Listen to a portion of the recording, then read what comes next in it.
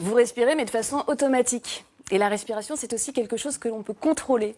Ah. Et quand on se met à contrôler sa respiration, eh bien, on change complètement son rapport au monde, parce que c'est une télécommande vers le cerveau et le système nerveux. Par exemple, si je vous dis, ralentissez les battements de votre cœur, là. Vous faites comment? Si je vous montre une technique de respiration, je veux bien. Pour le faire, eh bien, vous allez réussir à les ralentir. Donc, imaginez le spectre soudainement très très large quand on comprend comment faire fonctionner sa respiration. Et depuis quelques mois, on respire d'une façon bien particulière, c'est qu'en général, on respire avec un masque. Qu'est-ce que ça change? Alors, ça change une chose assez essentielle, c'est que bien souvent, beaucoup de personnes disent « je n'arrive plus à respirer par le nez ». Et la respiration nasale, elle est clé pour notre santé mentale et physique. Pourquoi? Parce qu'on crée un gaz qui s'appelle l'oxyde nitrique. Et ce gaz est non seulement un antiviral naturel, donc en ce moment on en a clairement besoin, en plus c'est un anti-inflammatoire, et l'inflammation, on sait que c'est en somme le terrain propice à toutes les maladies contemporaines et également à des problèmes de santé mentale. On est plus sujet au stress, à la dépression, à l'angoisse, quand notre corps a de l'inflammation. Mais comment on respire bien avec un masque alors? Est-ce qu'il faut changer sa manière de respirer? Pensez à respirer par le nez, vraiment, véritablement. Parce que respirer par la bouche, on dit que respirer par le nez, c'est manger bio, et respirer par la bouche, c'est comme manger fast-food toute la semaine. Voilà. Et puis, ralentir le rythme respiratoire. Parce que quand on respire dans un masque, souvent, on se sent oppressé, et c'est bien normal. Donc, on respire davantage. Et plus on respire, plus on envoie justement un message à notre système nerveux que nous sommes en mode tension. Et donc, qu'est-ce qui se passe? Eh bien, nos organes ne fonctionnent plus de la même façon parce que votre digestion, elle ne fonctionne plus à plein régime. Quand vous êtes dans ce mode tension, tout change à l'intérieur. Donc la chimie de votre corps est transformée et on vit dans un état de stress permanent. Donc le nez et ralentir son rythme respiratoire. Vous dites aussi que la pollution vient de nous aussi. Elle n'est pas qu'extérieure, elle est intérieure. Je dis qu'on s'occupe de l'écologie, de notre planète, tout ça c'est très bien, mais pour moi tout commence par l'écologie intérieure.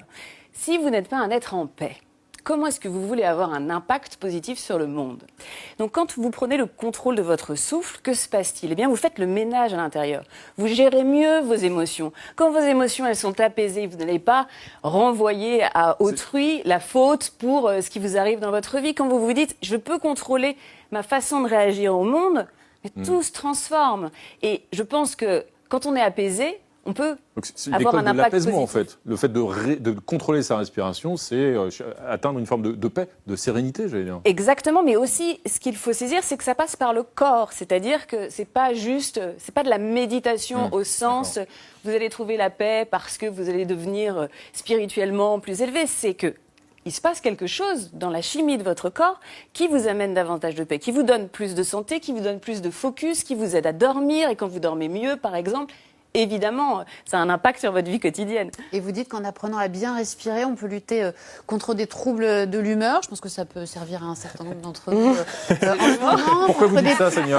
Une idée comme ça, des petits mots du quotidien. Vous avez des exemples à nous donner? Des petits mots du quotidien, des grands mots du quotidien. La dépression, on a vu qu'avec des rythmes respiratoires, des régimes de 6 semaines, on arrivait à ce que des dépressifs chroniques se passent de leurs antidépresseurs. Les dents non alignées, par exemple, c'est un problème respiratoire.